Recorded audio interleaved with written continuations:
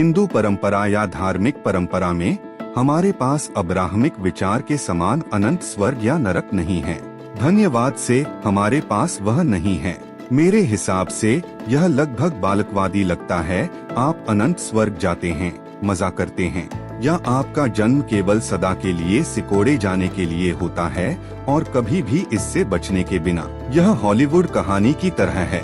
हिंदू परंपराओं के अनुसार हम कहते हैं कि हम एक जीवन से दूसरे जीवन में पुनर्जन्म के माध्यम से अपनी आध्यात्मिक प्रगति जारी रखते हैं। एक जीवन में हम जो कर्म और चरित्र विकसित करते हैं वह हमारे साथ रहता है और हमारे अगले जीवन में दिखाई देता है।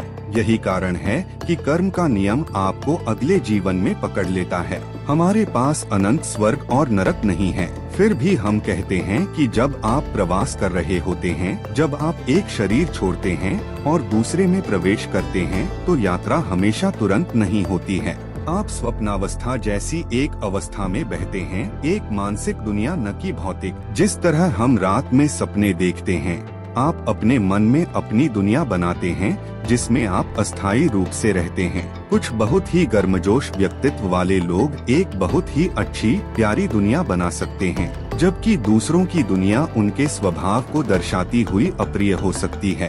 लेकिन ये अस्थायी स्वर्ग और नरक जीवन के बीच कभी सदा के लिए नहीं होते। वास्तव में हिंदू धर्म कहता है कि ये अस्थायी स्वर्ग और नरक आदर्श नहीं है, क्योंकि आप वहाँ आध्यात्मिक रूप से प्रगति नहीं कर सकते। आगे की प्रगति के लिए आपको मनुष्य के रूप में पुनर्जन्म लेना चाहिए। उन क्षेत्रों में आप सिर्फ एक दिन के सपने की स्थिति में ड्रिफ्ट कर रहे होते हैं।